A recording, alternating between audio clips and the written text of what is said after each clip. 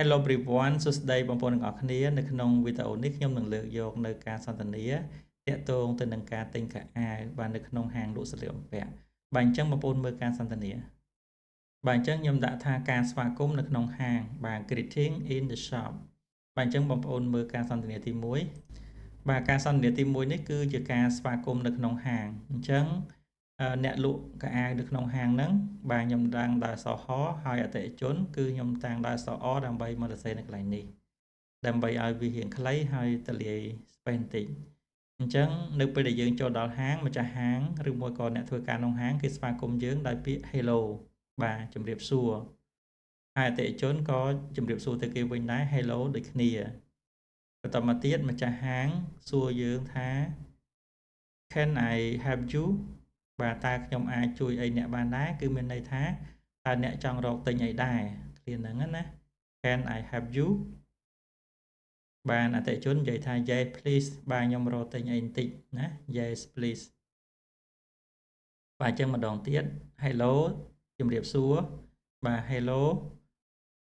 Can I help you បាទតើអ្នកត្រូវការទិញអីដែរ Yes please បាទឬមកក៏ចាស់ខ្ញុំចង់រកមើលអីបន្តិចអូខេឥឡូវបងប្អូនចូលដល់ការសន្ទនាទី2បន្ទាប់មកទៀត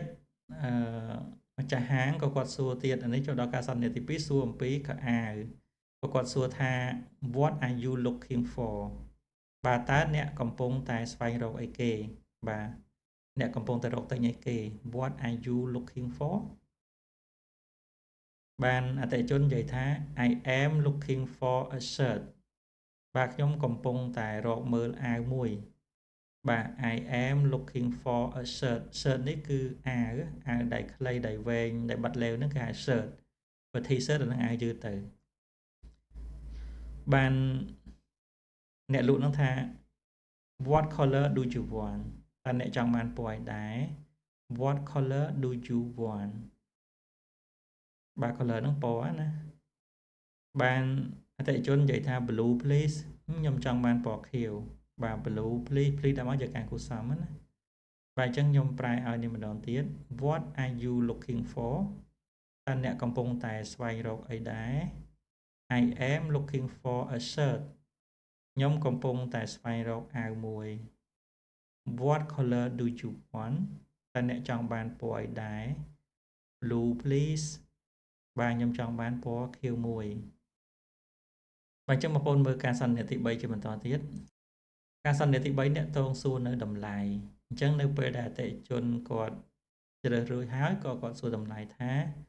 How much is this shirt តើអាវនេះតម្លៃប៉ុន្មានបាទ How much is this shirt បានអ្នកលក់ថា It is $10 បាទវាមានតម្លៃ$10 It is $10បាទអតិថិជននិយាយថា Is it cheap តើវាជាតម្លៃថោកមែនទេបាទ Is it cheap បាទតើវាជាតម្លៃថោកមែនទេបានអតិថិជនបានអ្នកលក់ថា Yes it is បាទឬមកក៏ចាស់តម្លៃហ្នឹងថោកហើយហ្នឹងហើយ Yes it is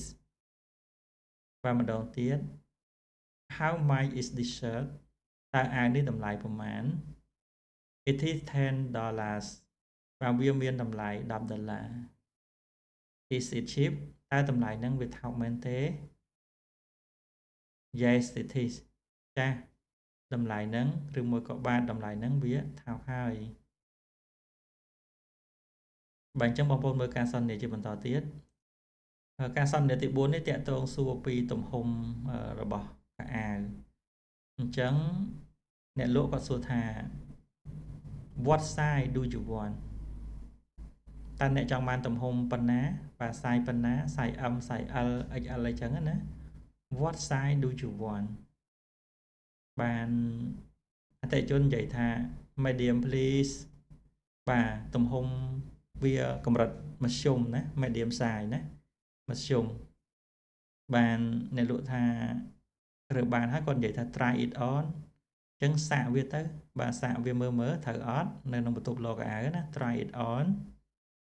បានអតិថិជននិយាយថាអូ